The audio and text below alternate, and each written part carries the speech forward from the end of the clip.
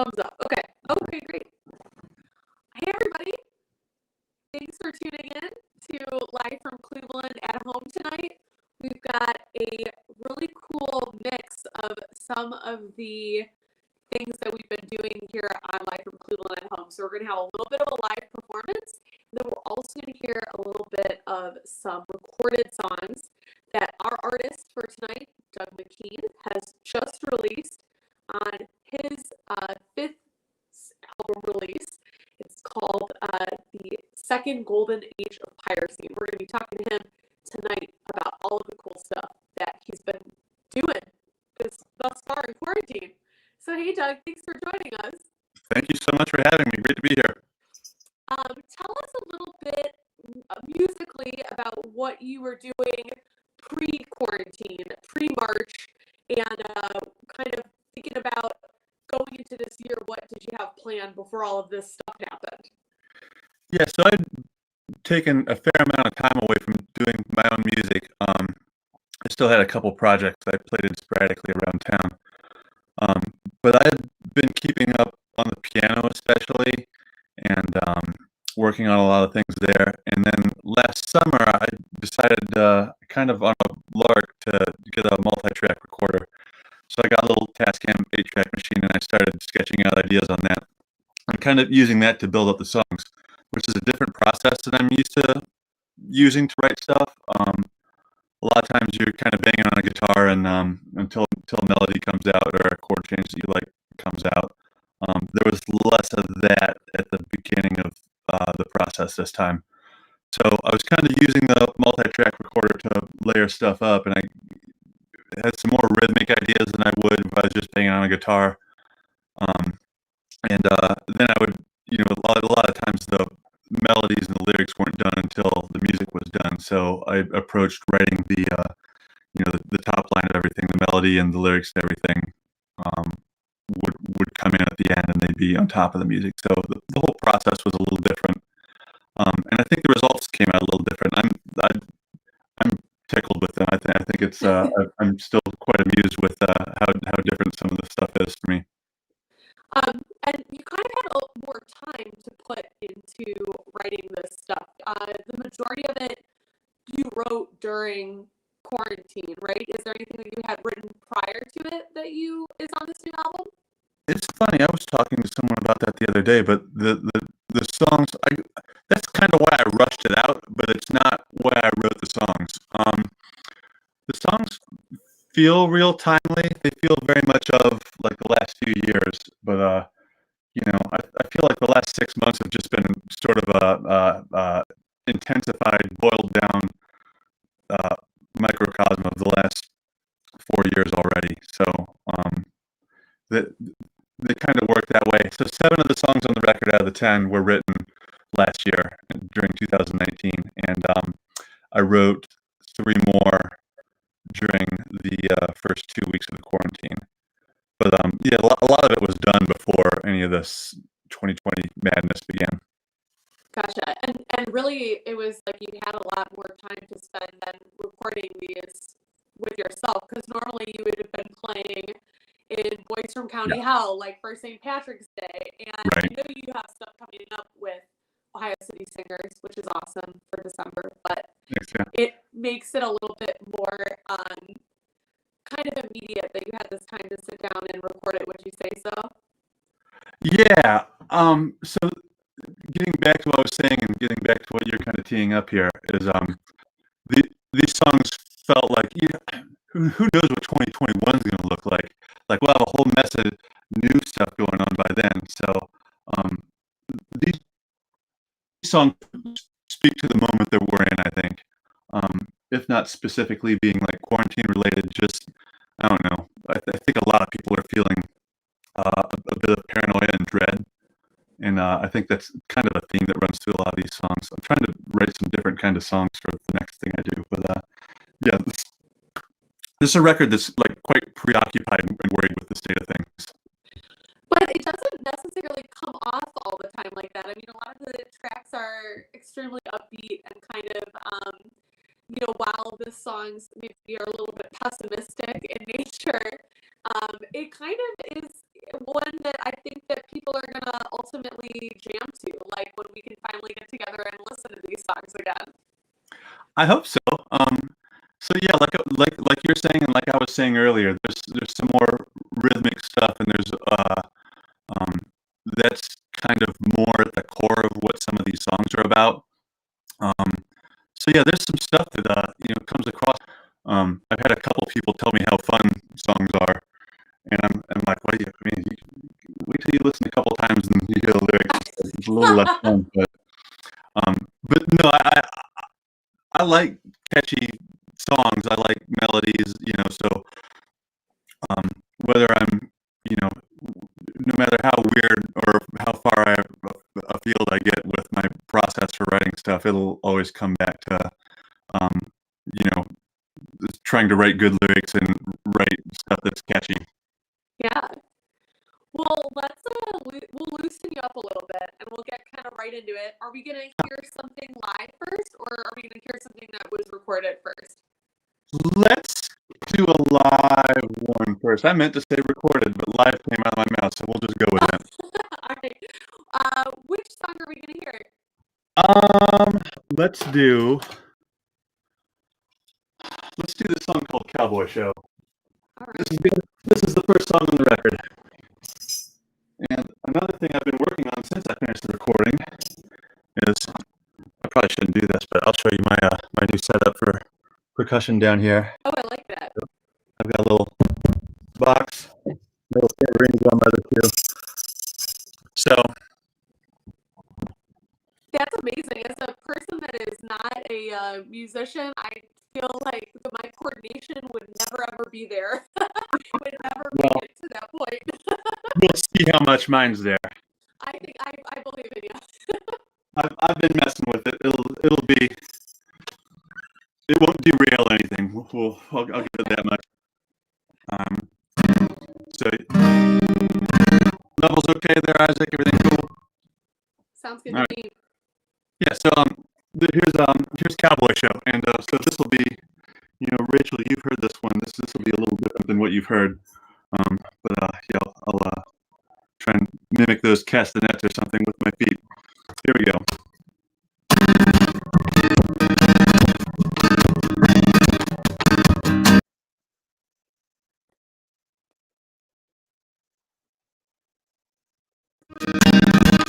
New songs and familiar sound, whispering hell goes round and round. All they want is the time to stand still, and if it won't, then they will. They want a cowboy show on the streets of Upper Manhattan. They want a cowboy show where anything could happen.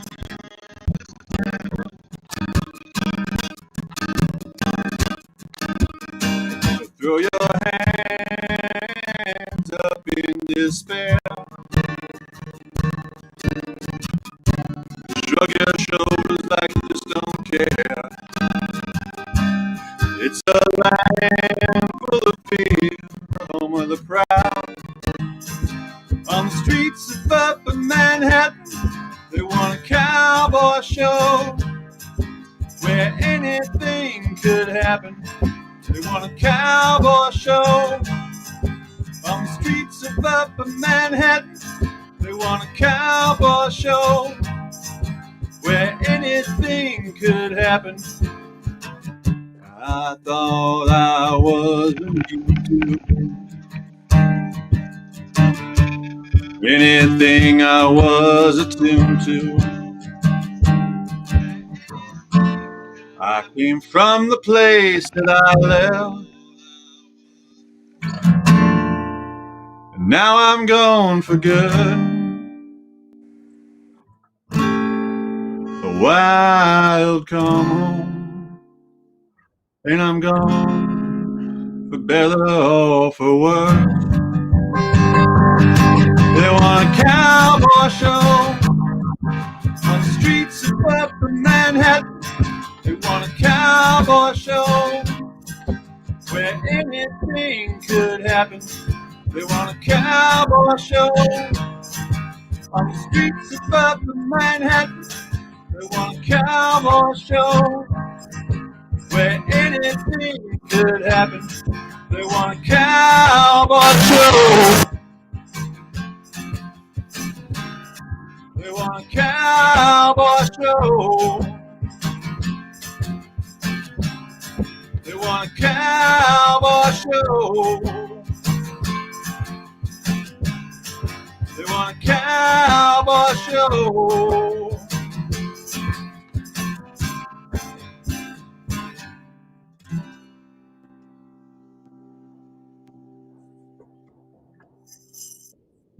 Thank you.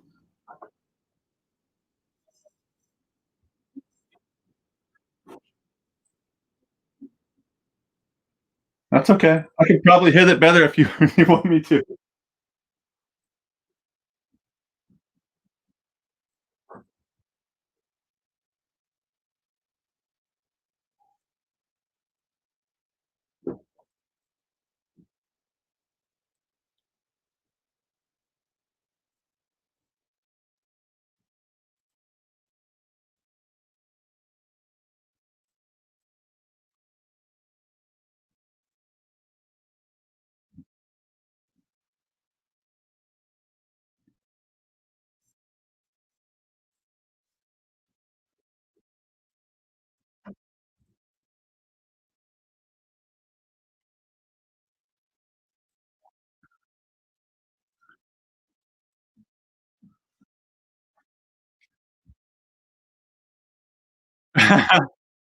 Yeah, here this yeah, I'm in the lab. You can kinda I'll show you a little bit more there, but there's like there's all the keyboards and whatnot over there, a couple guitar amplifiers.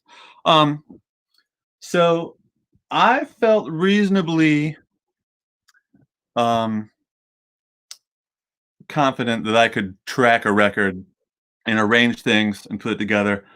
Because if something wasn't working, that's the nature of recording. You can always go back and tinker with it. But when it came time to kind of put everything together and come up with a final product, like mixing a record is not a skill that I have. Like I don't know how to make something sound professional. I could give you a nice garagey recording of something, but um, luckily, I've been playing in Ohio City Singers with Don Dixon for like the last 12 years, and I don't know. I'll give you. Don produced the first couple REM records. And he's produced the Smithereens and Marshall Crenshaw, all kinds of cool stuff. So yeah, he knows what he's doing, to say the least. And yeah, I met him through Chris Allen. He's produced a couple of Roosevelt records and a couple of Chris's records, and so yeah, he's you know among the many things that Don does, he's pretty well integrated with kind of the circle of musicians I run with around those groups. Um, so I called him on the phone and I was thinking about doing this, and so I obviously thought of him to put it all together for me, and he kind of talked me through some other aspects of it too. But yeah, he's definitely sure the in charge of the final thing sounding like a professional thing instead of what you might think might come out of my basement.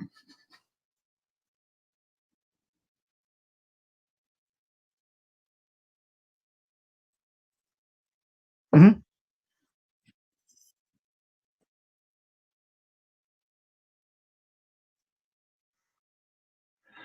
Um, yeah, I would say yeah. So I played bass in the first. There you are. Um, your screen just popped back on. I played bass in bands since I was a kid. I'm a bass player primarily.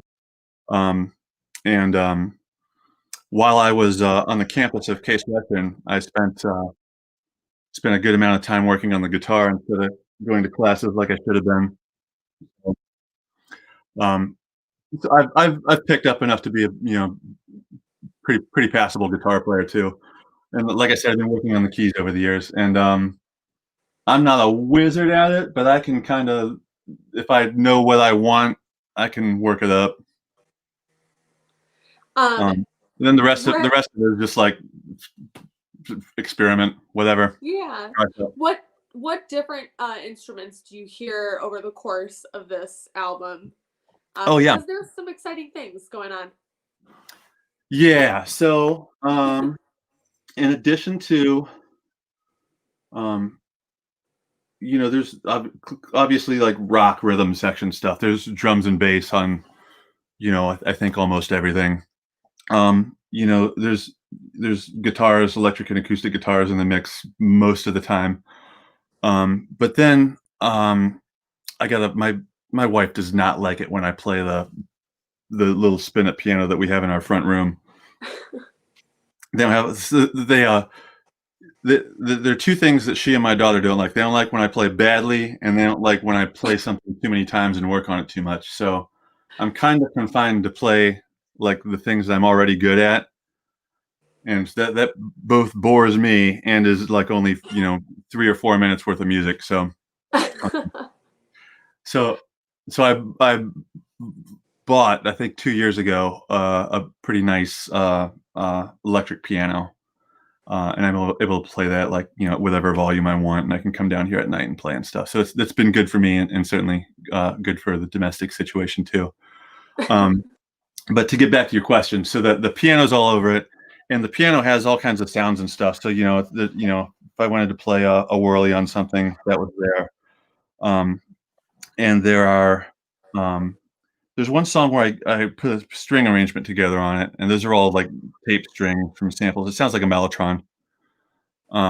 So I put like a string quartet together with that, and then there's the other thing that's all over the record is this Moog Sub Fatty synthesizer that I got last year too, and that thing is really fun. You can do anything with that. So um, my daughter got really into watching Stop Making Sense a couple years ago, and watching that, you can't help but be really intrigued by synthesizers. So that was kind of my first toe in those waters. But like I play a little guitar. Like I don't. There's not a lot of people can do a million things with synthesizers other than what I do with it. I use it to just get a different tonality out of something. But it's all over the record. There's so much that you can do with both synths and guitars. With the right pedals, you can really produce sounds that almost sound like a synth with your guitar, and do so much. So it's just really interesting to me that you were able to get that much out of just a kind of limited amount of instruments. Like very exciting. Yeah, it's not really a ton of instruments. The keyboards are really versatile. So that's been a fun thing. I had a bit of a reaction against, like, I talked about earlier the idea that songs need to get filtered through an acoustic guitar before they're songs or something. And I took all these songs to an acoustic guitar after the fact and like kind of worked them up so like I could play something like Cowboy Show, which like it wasn't written that way at all. But like you're talking about with guitar pedals and stuff, I think it's weird that people think there's something wrong with plugging a guitar into other things between a guitar and an amplifier, like it's more pure, like this electronic thing with all a ton of wires in it that you're plugging into an amplifier with a ton more wires and tubes and all that stuff is like you're somehow like defacing that process or something by putting a pedal or something in between. Like you're coming up with sounds and arranging them electronically. Like So I don't know. The people who are weirdly pure about that, I don't know. I think there's other ways to do things too. I wanted to try some of them. And I feel like it gave you a lot of room for experimentation that maybe you wouldn't have done otherwise. Did you spend a little bit more time kind of tinkering with these sounds and like this stuff to figure out all the things it could do? Yeah, I mean, certainly like some of those synthesizer things, like, there were times where I had a whole afternoon. I'd take a Sunday afternoon, the girls would go for a hike or something, and I'd sit around trying to mess around until I found a synthesizer sound I liked for something. So yeah, in that sense, the quarantine and the slower pace of things was something I took advantage of. well, I definitely want to hear one of the songs that you kind of utilized the synthesizer a little bit on, and one of the songs that, you know, Don was really able to like pull things out of as far as mixing. So what is one of the songs that we can hear that was recorded that we can pull up to kind of give people a taste of what you're kind of talking about? Yeah. It probably sounds like I lost my mind to hear me talk about it. So yeah, I don't think so. I think it's exciting to hear you talk about it and then listen to it, and then we'll come back and talk more about it. It's like an unveiling process. Yeah, there we go. That works for me.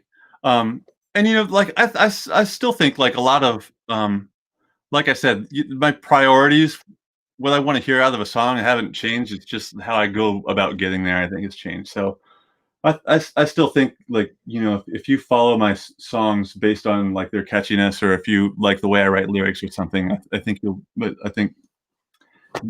be completely satisfied with this stuff. Let's listen to Runaway Helicopter. This is one where I played a whirly on my keyboard, and then there's this whiny kind of synthesizer over the top of it. And like you said, Don really brought a lot of this together, and he did some really cool stuff over the fade out too. Very cool. Isaac is going to be bringing that up for us in just a minute. And when we come back and after listening to this song, we will talk a little bit more with Doug about kind of like the meaning behind it. We'll listen to some more songs. So these can all be found on his new album called The Second Golden Age of Piracy. And this song is not yet available. Doug, when does this album come out in its entirety? Friday. On Friday. Yep. All right. So on Friday, you'll be able to find it online. But for right now, we've got the exclusive listen. And tomorrow night on the show, you'll be able to listen to it again on Live from Cleveland from 10 to 11 p.m. on WRUW 91.1 FM. But for now, we will dive in when I get the thumbs up from Isaac to listen to Runaway Helicopter. No thumbs up yet.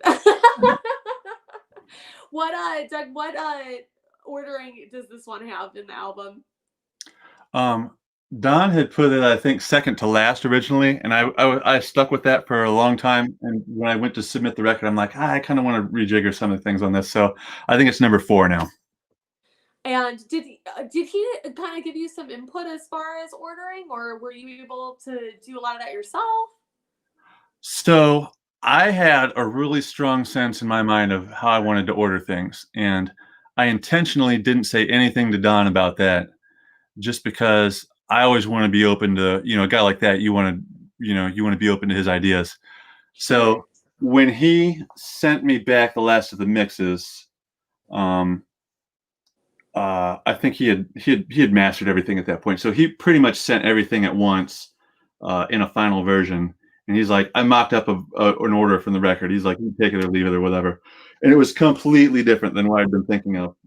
And I listened to it and I really liked it. And I kept a lot of things, but I think I just like switched 2 songs from like toward the back of the record to toward the front and just flipped them. But everything else was pretty much the same. His idea to open it with Cowboy Show, which I think like it would be weird to not open it with that now. Sure. Yeah, I love that. We'll get to Howlin' in a couple minutes. I was thinking about Howlin' as an opener, which is like really obvious. I'm like, is this too obvious? Then when he did something else, I was like, yeah, it's too obvious. Nice. Without my posing he realized it too. Awesome. All right, we are ready to go. So we are going to listen to this song, and this is the recorded version that you can find on the album when it comes out October 2nd by Doug McKean. This is the song Runaway Helicopter.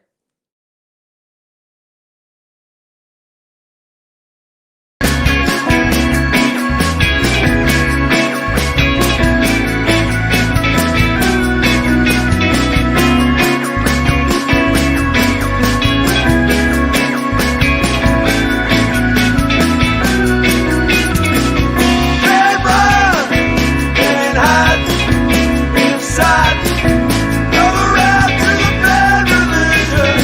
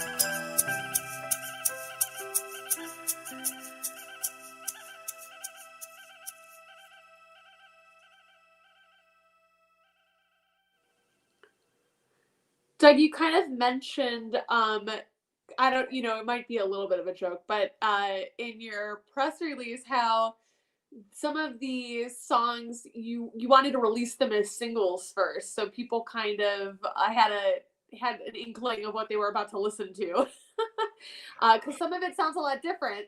So Yeah. maybe kind of talk about what you think people expected it to sound like, and maybe a little bit of like the feedback that you got releasing these singles one by one. Yeah. So I mean, I probably wrote that lightheartedly, but there's the reasoning behind it I think is completely serious. So I hadn't released any music in a long time, and I come from kind of the roots rock, punk rock, singer songwriter scene. So people are expecting those sorts of sounds out of a record, which is like, if you look at the structure of that song, "Runaway Helicopter," like there's nothing like that radical about the structure or anything, but it's like, it doesn't sound like, a James McMurtry record or something. So, it doesn't sound like the Blasters. Um, so I thought people would see this stuff as a bit of a curveball, at least sonically. And I did release a single last year that was like a real rootsy kind of thing. There's one song that's just like a real straight folky thing. And the other one was just like a Tom Petty kind of real straightforward rock song. So I had even set people up to kind of expect that out of these new songs too. So I figured doing them one at a time and kind of, and they're not all the same as each other either. Like, there's something like that, and then there's something that's more typical. Like I'll play the title song off the record in a little bit, and that's a little bit more typical. Hmm. Um, but then there's the song I mentioned earlier with the strings.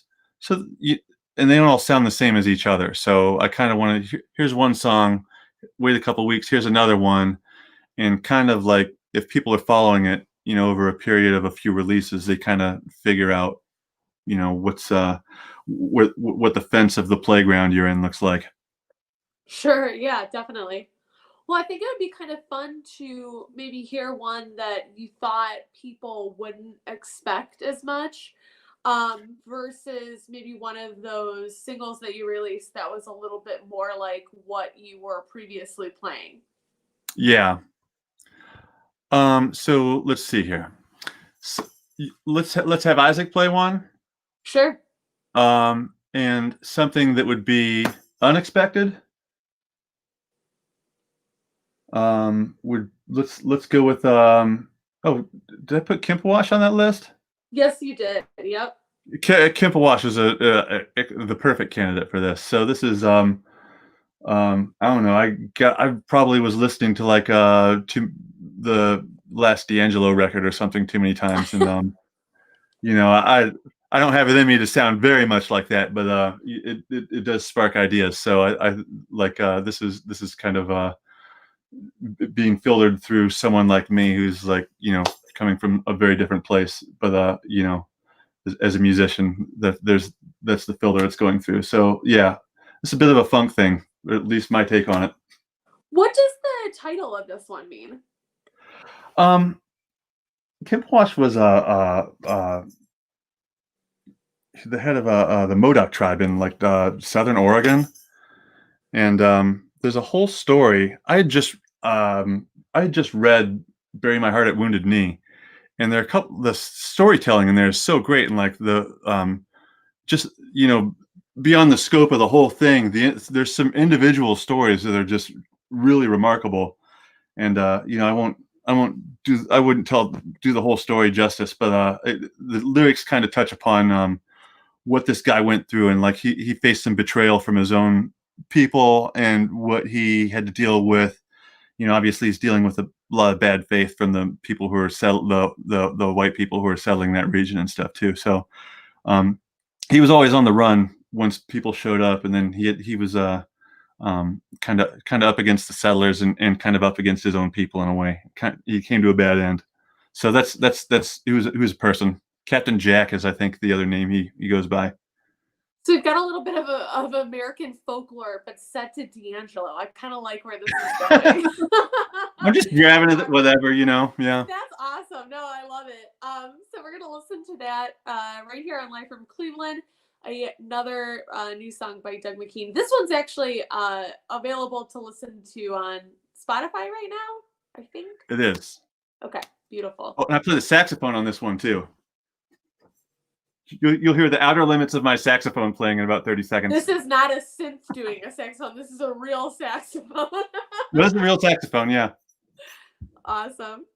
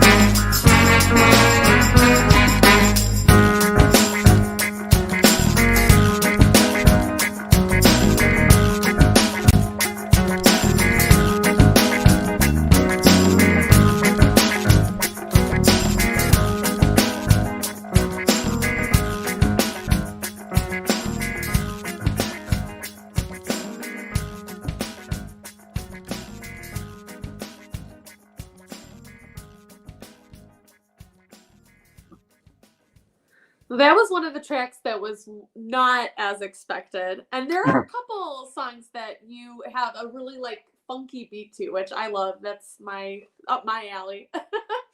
It's up mine But too. I just never had, the right environment to mess with that sort of thing before.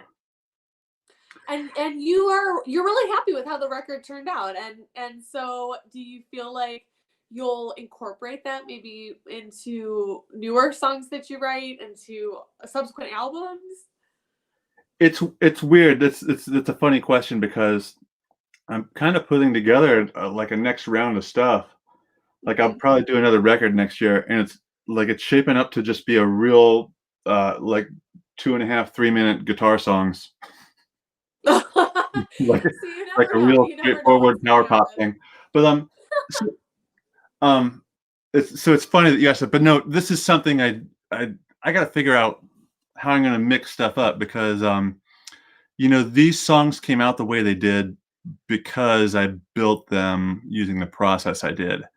And once I started writing stuff, and like once I was like playing the guitar for the record and everything, I had it in my hands, and then I got in the groove of writing things, and I just started writing a bunch of guitar songs. But I will make time to get back to that sort of process again, and doing more of these sorts of things. It's definitely something that's I feel comfortable doing now. Right. So what was one of the other songs that was a little bit more on brand for you? One of the kind of 2 to 3 minute guitar songs that did make it onto this album. So Dreams of Oblivion would be a pretty good example of that. Did you want to play that one? Are we playing that one recorded, or were you playing that one live? I forgot. I think we were talking about having you guys play that with the recorded version of that. Yeah, I think that's a good idea. Let's go right to this one. Doug, do you want to tell us a little bit about this one before we get started? Yeah. So I think I wrote kind of the skeleton of the music for this on the piano, thinking about David Bowie in the aftermath of when he died a couple years ago. And so I think there's some kind of echoes of like that sort of anthemic crooning thing to how I approached doing the melody to this. But it's a little bombastic, but it's hard. It's just a simple 3-minute rock pop song. So it's not a big digression from what I've done in the past. Very cool. When we come back from playing this song, I want to make sure that we get into everything and hear a couple more live songs from you. Yeah. Especially because we had just a little bit of technical difficulties to start out with. So We'll play Dreams of Oblivion, and then maybe when we come back, we'll hear Howlin', and we'll hear you play the title song too, so that we can hear both of those jammers. That sounds good to me. Yeah, awesome. But first off of the new album by Doug McKean, if you're just joining us, we've been talking to him for the past about 30 minutes or so and playing through some of the songs off of his new album, The Second Age of Piracy, on Live from Cleveland. This is going to be coming out on Friday, and you can stream it on Bandcamp or Spotify. We'll give out the links for that later. So without further ado, this is Dreams of Oblivion. Dreams of oblivion of my sleepless nights, breaking an ocean, bending darkness and light. And when I wake in the morning, the fear does too. If it hasn't been happy the whole night through, it's the terror that comes from telling myself the world's gonna end somewhere else. Of oblivion of my waking thoughts, soft resignation of the change or turn off. We feel for each other as we straddle the fence,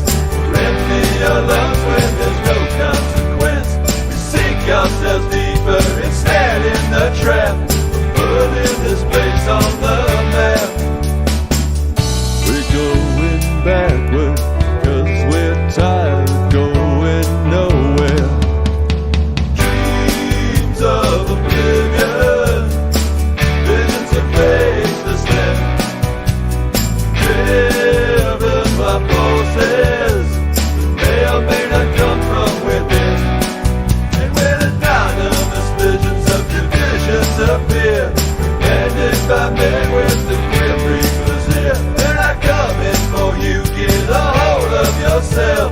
The world's gonna end somewhere else. No path leads away from what's happening to us now. It's not a place to do less than endure. Dreams of oblivion haunt my sleepless nights.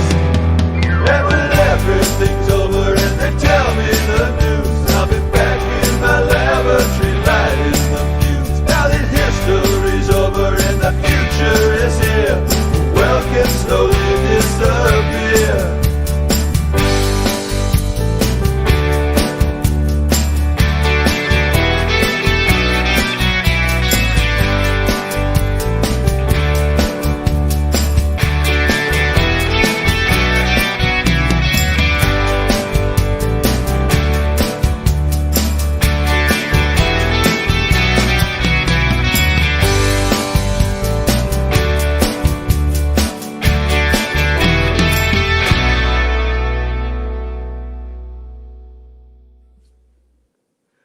All right, we're back. That was another new one from Doug McKean. And this new album's going to be coming out this Friday. Where can people go to listen to it once it's released? Where can they download it or purchase it from? It'll be on all your favorite streaming places, Apple Music, Spotify. I'm pretty sure Amazon, all that stuff. Bandcamp will have it. It'll be there, available there. It's also Bandcamp's waiving their artist fees, so if you want to pick it up on Friday, they won't be taking any of the money. It'll go straight to me, so I like that. Wow. I think most of the places where people go to get music or listen to music these days, I think you shouldn't have trouble finding it. Awesome. And we're going to listen to 2 more songs that you're going to perform live for us. And I really enjoyed this juxtaposition of like the recorded tracks and the produced tracks with how then after making them that way, you've kind of worked on stripping them down. So for these next 2 songs, kind of what was like that process like, or how did you go from doing the reverse of what maybe you would normally do? Right. Yeah, you kind of build it up and then you tore it back down, but you tore it back down into something that wasn't necessarily the seed of it. But yeah, by the time you go through this process to record one of these songs like this, like you know these songs like inside and out, like the back of your hand. So you kind of know what's at its core. You know how the chords are moving and how to sing it and how things need to work together. You might want to mess with how it works rhythmically. You have some freedom there. And that's kind of what you have to discover to make it work, to play it solo. So that was kind of the main thing, is hunting for the right rhythmic backbone for this to perform it like this. But it was fun. It was nice to not have to like come up with a song like this, because I think I approached the melodies and stuff very differently than I would have otherwise. So there are a couple things that were kind of tricky because of that. And eventually when we can gather again and do some live performances, you do want to play out live. So you have these that you can play kind of by yourself, but then you've also kind of been establishing some other artists that perhaps you could play with once you're able to. So who have you been talking to about maybe collaborating, hopefully with in the future for this? Well, I'll tell you who, hopefully I'm not betraying anyone, because they'd all express strong interest in it. But by the time things shake out, guys, no hard feelings if we go some other direction or whatever. But I talked to Tom Prebish and Fred Parastabla, who play in the Boys from County Hell with me. And I've sang with Tom forever in bands and stuff. So like, you can hear that there's a lot of two-part harmony singing on this stuff. So that's kind of a no-brainer with Tom on board. I talked to Ray and Russ Flanagan, who you might know from around town. Like Ray especially plays with everybody. Those guys are they're young guys, monster musicians. They grew up in, I think, Medina. So I grew up in Mansfield. So we have a bit of a rapport from growing up in the sticks in similar circumstances, I think. So I hit it off right away with those guys when I met them. Awesome. So yeah, I'm hoping to put together a band that's sort of based around that. Very cool. Awesome. Well, I hope that we're able to see that soon, and that everyone can listen to these songs and get excited for what might be possible after after this ends. So without further ado, I will have you play live for us those two songs, Howlin' and the Second Golden Age of Piracy. If you want to tell us, a little bit about them as you go, awesome. I'm going to leave it up to you, and I'm going to let you kind of take it from here for these last two songs, so that we really get to listen to as much of this as possible and get to kind of hear about as much of it as possible. Yeah. Thank you so much for doing this and having me on. This has been really fun. So this is Howlin'. This is a song I think I talked about earlier. It's something that would have been an obvious opener for the record, but probably not the right opener for the record. And you'll probably hear it once I get going. But I had this rhythm thing on the piano, and it kind of like the word, like I kept singing the opening line with it, and it's like it'll all make sense once I play the song. But this opening line, it's like, oh, that's really cheesy. Like, you can't do that. I had to find another angle for the lyrics, and to make that kind of like sinister. So it starts out with this first line, and it's not exactly what it sounds like at first. So here's Howlin'. Let's get this party started. Let's get this party started. Let's get this party started. Let's get this party started.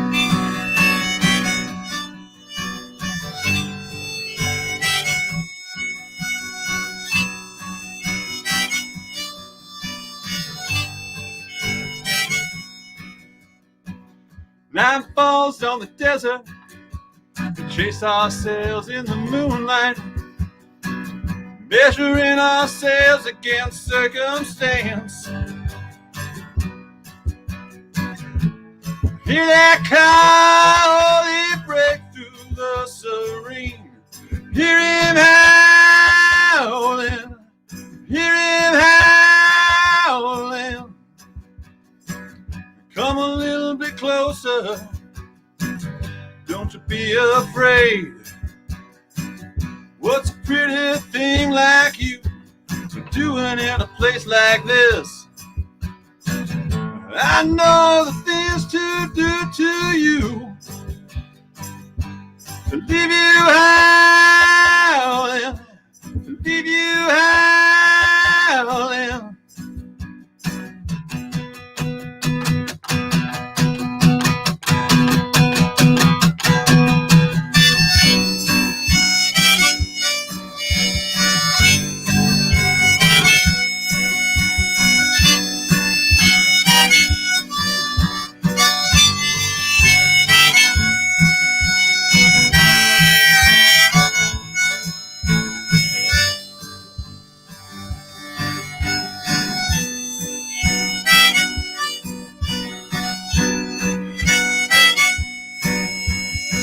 Let's get this party started. Let's get this party started. Let's get this party started. Let's get this party started.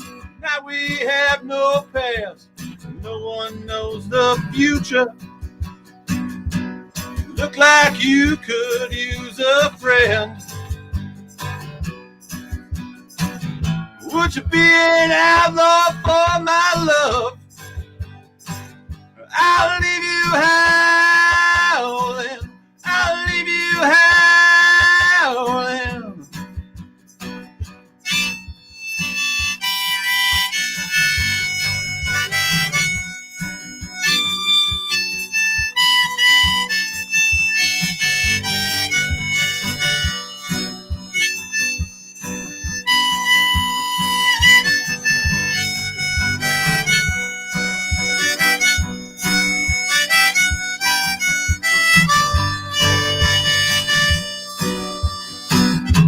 this party started. Let's get this party started. Let's get this party started. Let's get this party started.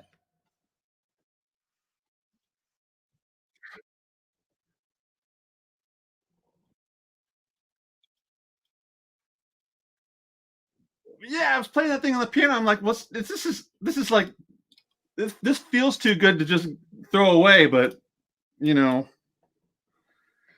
I can't have a song about a really sincere song about getting a party started. So I sat on that for a long time before I figured out where to go with it.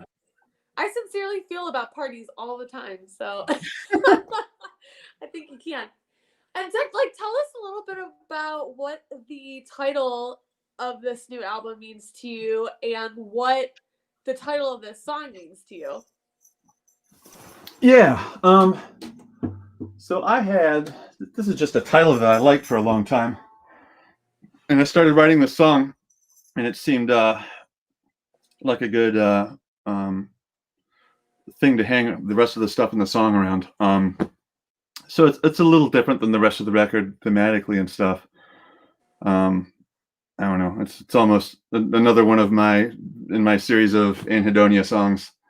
But the title itself and the title of the record, The Second Golden Age of Piracy, it just feels like a dishonest age. And you know, huge fortunes are being made through theft. And so, you know, that's the most direct way to put it. I think I feel a couple other smaller ways about it too. But so in the song, you know, I mentioned the second golden age of piracy, but it's about how, you know, an individual feels within that too. And so the song's about needing to put distance between yourself and what's going on around you, and being a little bit maybe hesitant in your interactions with you know, forces that are so malevolent. Yeah. And this new album, I'm gonna just mention it one more time because I think after you play this song for us, we are gonna call it an evening. So I want to thank you so much for joining us on Live from Cleveland tonight and sharing a lot of these new songs kind of as a premiere on the show. And if anybody out there has missed any part of the interview, it'll be archived on our Facebook page, which is Live from Cleveland Radio. So facebook.com/Live from Cleveland Radio. And it's also going to be archived on our YouTube channel. Hopefully Doug will help us and repost some of this good stuff as well. But it was really just really awesome to have you on and to listen to this new stuff. And you'll be able to find it on Bandcamp and Spotify and everywhere you stream your music on Friday. Thank you, guys. Yeah, thank you so much for having me on. It's really been fun. Awesome. You know, I wanted to ask you. That level okay for us? Yeah, it does. It sounds good. Have you ever been down to WRUW as a Keys Western alumni? I have, yeah. When did you ever play the show as like one of your other bands in the past, or? I played Live from Cleveland a very, very long time ago when I was in school with my friend the Fonz. We had a band that played there. I'm trying to think who would have been in it. There are other people in and out of that band over the years, and I'm trying to even think what it would have been called at that point. But we were, I think it was with like Mark Stauffer and Brian Denton, who those names probably, you know, but they're other alumni. You know, they should, if they're not legendary around there, they should be. But I wish I had a friend named the Fonz. That's good. Well, when I met him, he came in and he's like this little Italian dude, and he came in with a white T-shirt and a leather jacket on, so he was just the Fonz from day one. Perfect. Yeah, that's one of the stickier nicknames I've ever given someone. Well, we're happy to have you back on the show, even though it is decades later and right, under much different circumstances. Well, welcome back. Welcome back to the alma mater radio station. Fewer records in this room than you guys have down there. There you go. All right, we are gonna hear the second Golden Age of Piracy from Doug McKean. Doug, thanks again so much for joining us tonight. Stay tuned to listen to him play this final song live here on Live from Cleveland.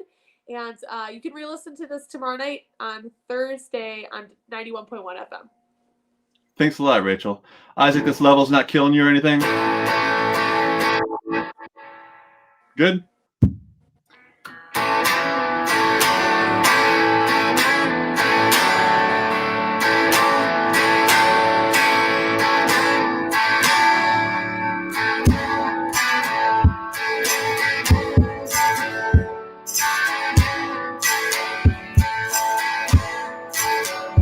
It's Thursday the 12th.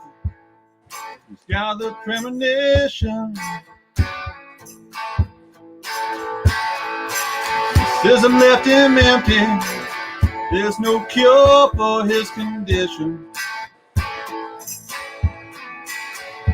And he daydreams about the long lost kiss. He's run aground on memory bliss. He's the kid who jumped the turnstile at the only game in town. Grass caught up to his reach, or was it the other way around? He don't think of himself as a troublemaker.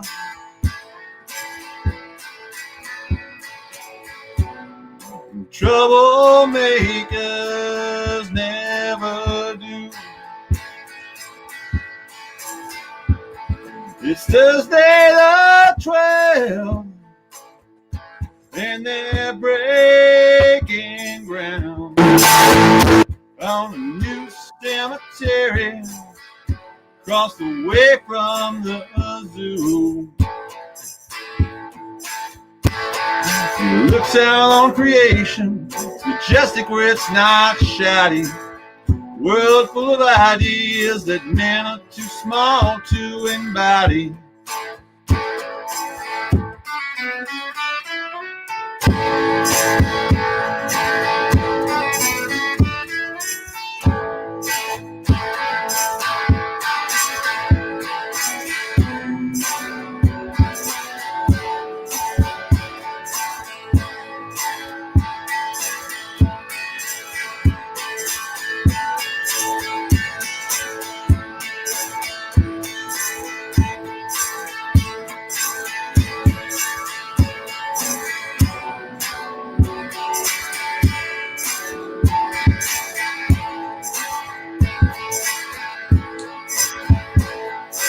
Bullets from the rifleman, the arrows from the archer, are locked into place and prepared for departure.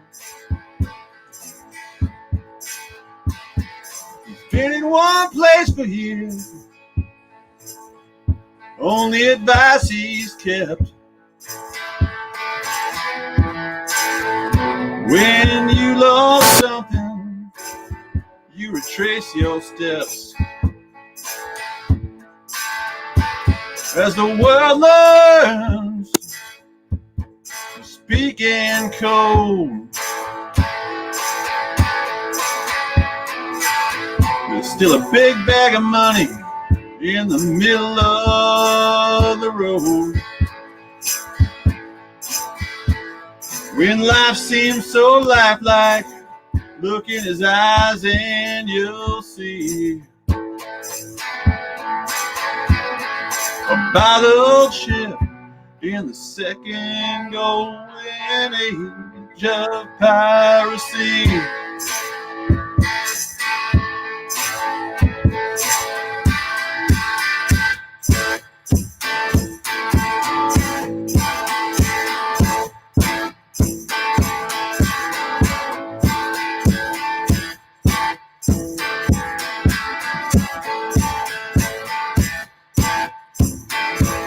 Out where the gannets and the petrels patrol the sea. high above the second age of piracy.